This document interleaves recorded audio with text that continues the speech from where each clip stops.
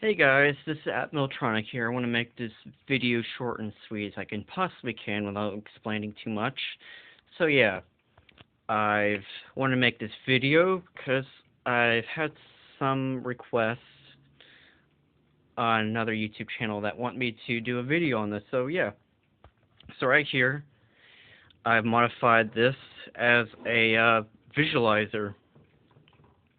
So yeah, the big problem is with this TV is showing the line vertical rather than horizontal.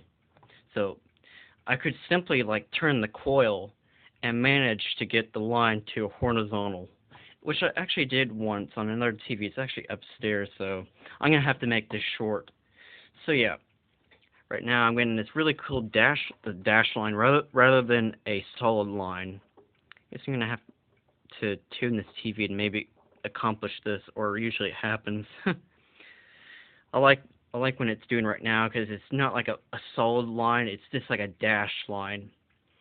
And the big problem is when you have it not active, like no audio, and it's just like this the whole time. You actually burn a line, so you're gonna have like an active, like a function generator or something, to order to like it's kind of like a standby, so you don't burn the CRT.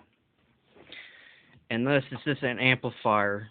The big problem with this is you can't use like a smartphone because you kind of mess up the touch display. So if you're trying to like touch something, like you're on YouTube and want to play some music, it's kind of weird. It's like the behavior, like the flyback or the interference with the cathode ray tube, or CRT for short, would kind of interfere with the smartphone.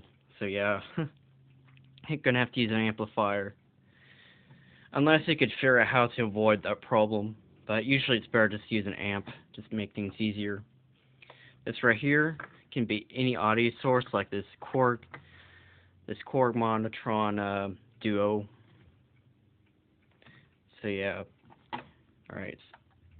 I'm gonna turn it on. Gonna let it warm up. It takes a while. Yeah, see the lines again. Now it just gets smaller. You know what interesting is? Alright. I don't know if you could see that. Let me find the... Hold on, give me a moment.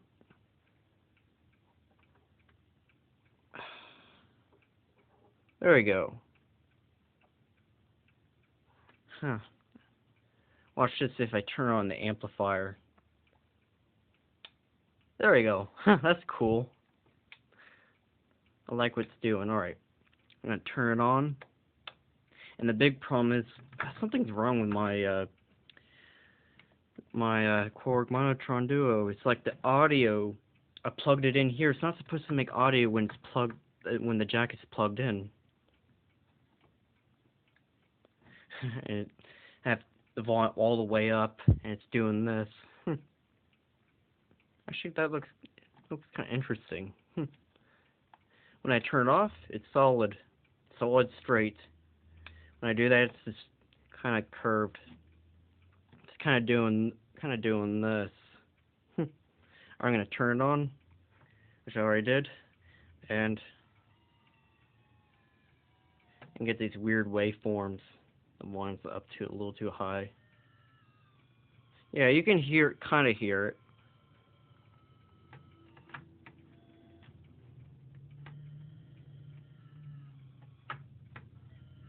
Sorry, I'm doing this one-handed. I'm actually gonna make a little tripod holder so I don't have to hold this stupid smartphone.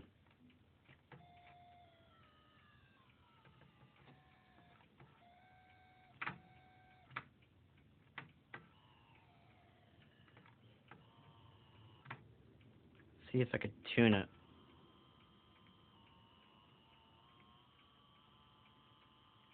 If you tune it, the oscillator, you can kind of freeze the waveform.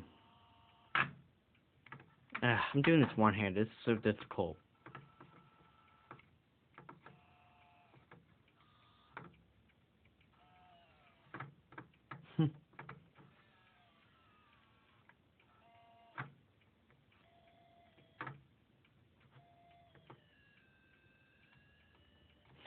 Let me mess around. They're too flickery. There. Oh wow, solid. Well, it's not. There we go. It looks good.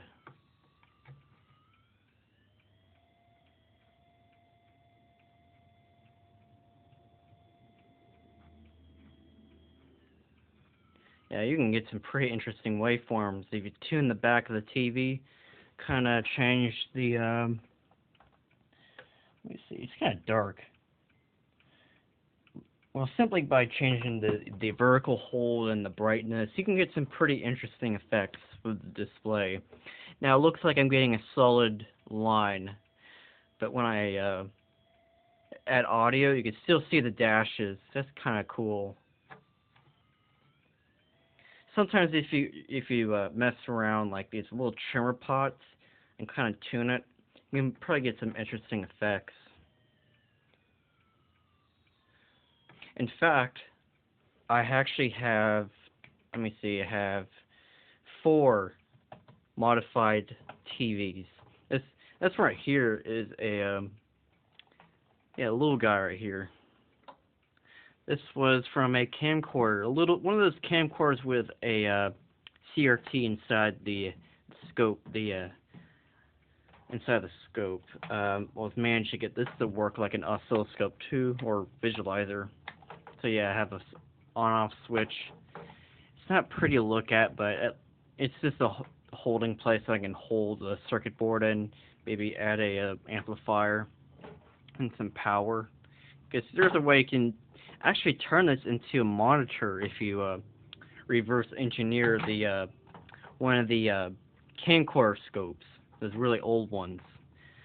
Yeah, you can only find the CRT scopes on like old camcorders, rather than new, because usually the new ones have an LCD display inside the scope. So yeah, let's turn it on and show you again. That's all there is to it. It's actually pretty simple. There should be online tutorials how to do this. So yeah.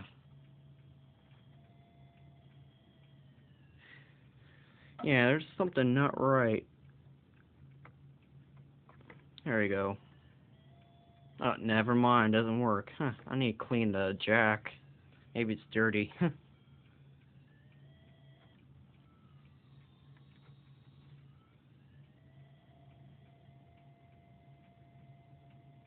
Yeah, you can freeze it. Kind of. Alright, I guess that's it. I guess I'm in 8 minutes. Jeez.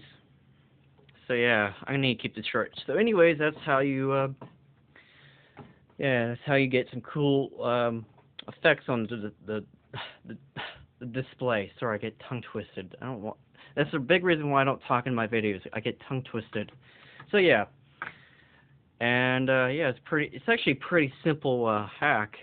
I mean, once you do it, you can do it on another TV. I would recommend with portable, like battery-powered TVs rather than the big TVs. I remember one time I had one that almost exploded. One of the one of the caps.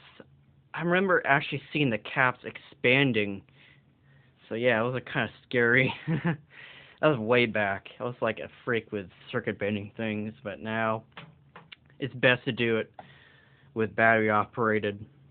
It doesn't look battery operated, but it's plugged into an AC adapter, so I don't see the harm of getting electrocuted. But well, yes, you can still get electrocuted because it has a flyback transformer and the drivers. So yeah, you can get a shock.